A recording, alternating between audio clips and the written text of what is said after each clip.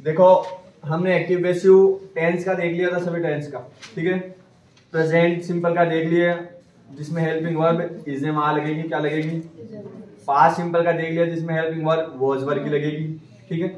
और future simple का देख लिया जिसमें helping verb will shall plus be लगेगी, ठीक है। कंटिन्यूअस में हमने देखा कि जो हेल्पिंग वर्ब है वो कंटिन्यूअस की लगेगी प्लस बीइंग ऐड हो जाएगा, ठीक है। कंटिन्यूअस की लगेगी प्लस क्या ऐड हो जाएगा, बी।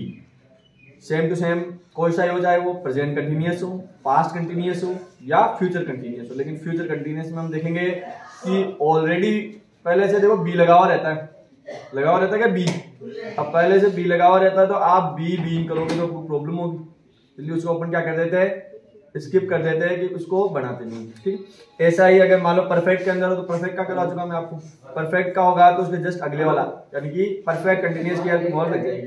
जैसे हैज हैव है तो क्या लग जाएगा, हैज हैव बी। हेड है तो हेड भी लग जाएगा। और अब आगे विल सेल हैव तो उसमें क्या लग जाएगा, विल सेल हैव बी, ठीक है।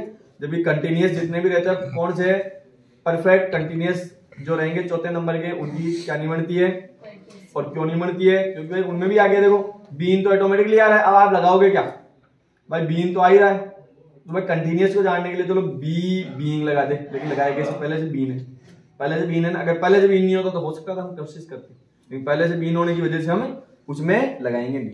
अब मॉडल में देखेंगे मॉडल कौन कौन से होते हैं। जैसे मान लो can, could, may, might, should, would, must, mainly ये होते हैं। और भी ought to, dare to ये भी होते हैं, ठीक है। मेनली ये है आपके। अगर मान लो मॉडल आ जाते हैं आपके पास तो कुछ भी नहीं करना आपको, मॉडल के बाद में केवल बी लगाना है, क्या लगाना है, विल से नहीं लगाया क्योंकि हम टेंस में देख चुके इसको ना। तो मॉडल आ जाएगा तो मॉडल के बाद में आपको क्या लगाना है, केवल बी।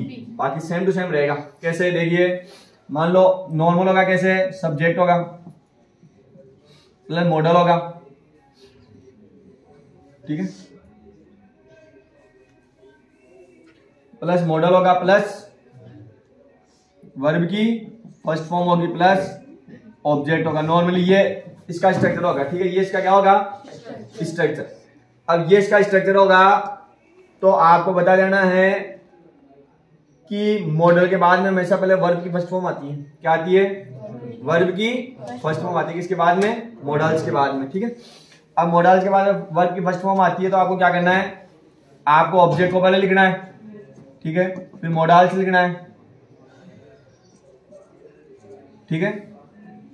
फिर क्या कर देना आपको, बी लगाना है। और बताओ वर्ब की फर्स्ट फॉर्म आएगी, थर्ड फॉर्म आएगी, ठीक है। वर्ब की थर्ड फॉर्म आएगी प्लस क्या लगाना है, बाय लगाना है। और क्या लिख देना है, सब्जेक्ट का ऑब्जेक्टिव केस, सब्जेक्ट का। तो ये इसका क्या बन जाएगा, स्ट्रक्चर बन जाएगी, क्या बन जाएगी, स्ट्रक्चर। तो देखिए जैसे मान लो मैं लिखता हूं, ही कैन स्पीक फ्रेंच। अब बताओ इसमें ऑब्जेक्ट क्या है, ऑब्जेक्ट क्या है, फ्रेंच है क्या, तो इसको आगे लिख दिया जाएगा, सब्जेक्ट बना दिया जाएगा। क्या लिखोगे आप, फ्रेंच कैन के बाद क्या लगाओगे, बी। क्या लगाओगे, French can be spoken by. ठीक है, क्या हो जाएगा, ऑब्जेक्टिव एस, क्या हो जाएगा, समझ में आ गया क्या, समझ में आया नहीं आया।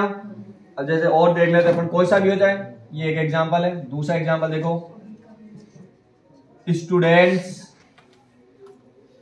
मस्ट वियर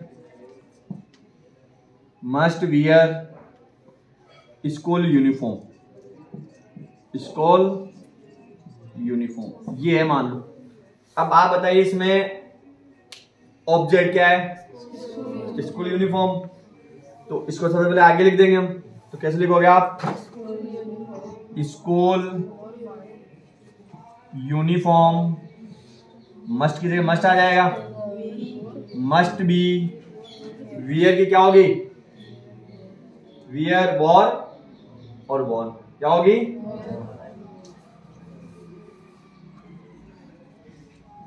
ठीक है।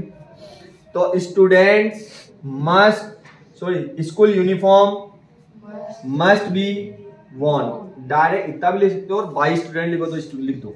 बाकी नॉर्मल पता है भाई स्कूल की यूनिफॉर्म है तो अधिकतर स्टूडेंट्स के द्वारा पहनी जाएगी, तो अगर हम इसको अनइम्पोर्टेंट सब्जेक्ट मान देते हैं तो इसको क्या कर दिया जाएगा, छोड़ भी दिया जाएगा, ठीक है। वॉन हाँ बाई स्टूडेंट्स,